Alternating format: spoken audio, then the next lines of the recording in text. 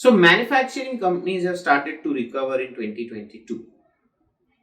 Today in this video, we will talk about 5 mistakes to avoid so that you can get a speedy recovery post COVID-19 in this brand new year called 2022. My name is CA Vishal Thakkar and let us straight dive into the 5 financial mistakes usually made by a manufacturing company. Mistake number 1, piling up too much of inventory. Most manufacturers fear that if they don't get raw material on time, their production cycle will suffer.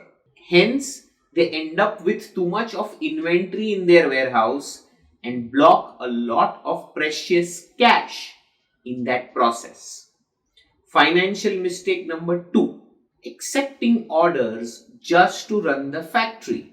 The factory owner or the business owner is so desperate after COVID-19 that just to keep his factory running, he will accept any orders, all orders at any price point and any payment terms. Don't do that. It is actually more detrimental to keep the factory running while it bleeds rather than shutting it for preventive maintenance, which I will come to in a while from now. Mistake number 3, borrowing to bridge the cash flow gaps. Mostly due to timing difference between customers' payment period and business owner's vendor payment period, there is a timing gap in the cash flow. To bridge that, usually a business owner borrows or takes a CC limit, which is detrimental to him in the longer run because that's the highest cost borrowing that a business can do. Mistake number 4, hiring more people than necessary. So many times a factory owner finds excessive workers or workers at bench and not having enough work to do. This further increases the fixed cost and the burden is very high on the already wafer thin margins.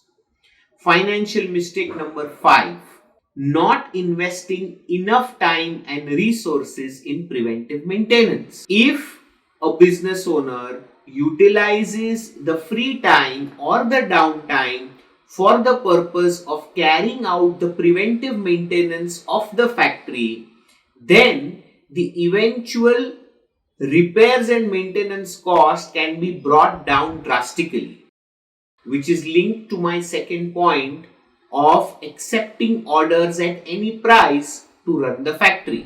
My suggestion would be, instead of taking on more orders just to keep the machines running, let us take less orders at a better price and utilize the free time in doing preventive maintenance so that we are able to optimize the running of the factory. At the same time, don't make 2 financial mistakes at one go.